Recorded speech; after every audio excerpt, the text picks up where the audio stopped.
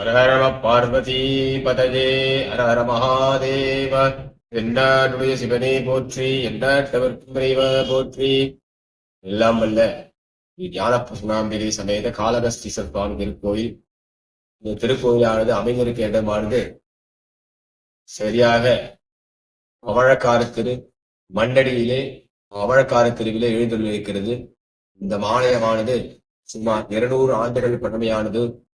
இந்த ஆலயமானது சென்னை பஞ்சபூத திருத்தலங்களிலே வாயு கஷேத்திரம் என்று காற்று ஸ்தலமாக இது விளங்குகிறது. எப்படி ஆந்திராவிலே காளகஸ்தி இருக்கிறது, அந்த காளகஸ்திக்கு இணையான ஸ்தலமாக இது சென்னையில விளங்குகிறது.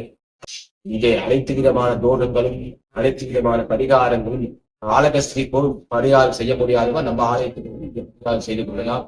அங்க என்ன பலன் உண்டோ அதே பலன் இங்கேயும் நமது ஆலயத்தையும் காளகஸ்திக்கு போக முடியாதவர்கள் அடுத்த பட்சமாக நமது ஆலயத்தை வந்திருந்து இங்கே ஸ்ரீ ஞானபசுனாம்பிகா சமேத காளகஸ்தி வழிபட்டு எல்லா வித தோஷமும் நிவர்த்தி அடைந்து வாழ்வில் எல்லா நலமும் பெறமாறு கேட்டுக்கணும்.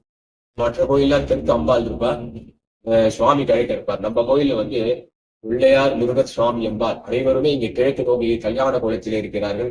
அம்பாள் ஞானபசுனாம்பி என்று சொல்லக்கூடிய நாமத்தோடு விளங்குகிறாள். அம்பாள் குழந்தைகள் படிப்பிலே ரொம்ப இதா இருக்கிறவங்க நம்ம கோயிலுக்கு அம்பாள் வழிபட்டா ஞானத்தை அருள்பவள். அதனாலதான் ஞானபசுனாம்பிகை என்று பேர்.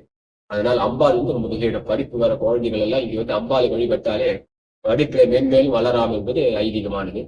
ராகு கேது தோஷம் உள்ளவர்கள், ராகு கேது தசாபத்து உள்ளவர்கள், ராகு கேது தோஷம் உள்ளவர்கள் அனைவரும் இங்கே ராகு கேது பரிகாரமாக செய்து கொள்ளலாம்.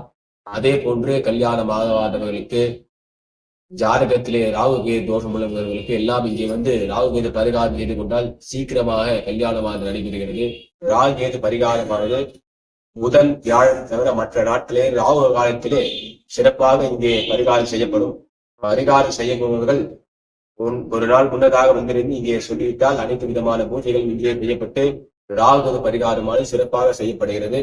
இங்கே பரிகாரம் என்பது ராகு கேதுக்கு பால் அபிஷேகம் செய்து ஜாதகத்தை எடுத்து இங்கே சுவாமி அம்பாள் அருகே வைத்து பாதத்தில் வைத்து அர்ச்சனை செய்து தரப்படும். சுவாமி அம்பாளுக்கு பாதத்திலே நம்ம யாருக்கு பரிகாரம் பண்றோமோ அவ ஜாதகத்தை எடுத்து வந்தா சுவாமி அம்பாள் பாதத்தில் வைத்து அர்ச்சனை செய்து தரப்படும்.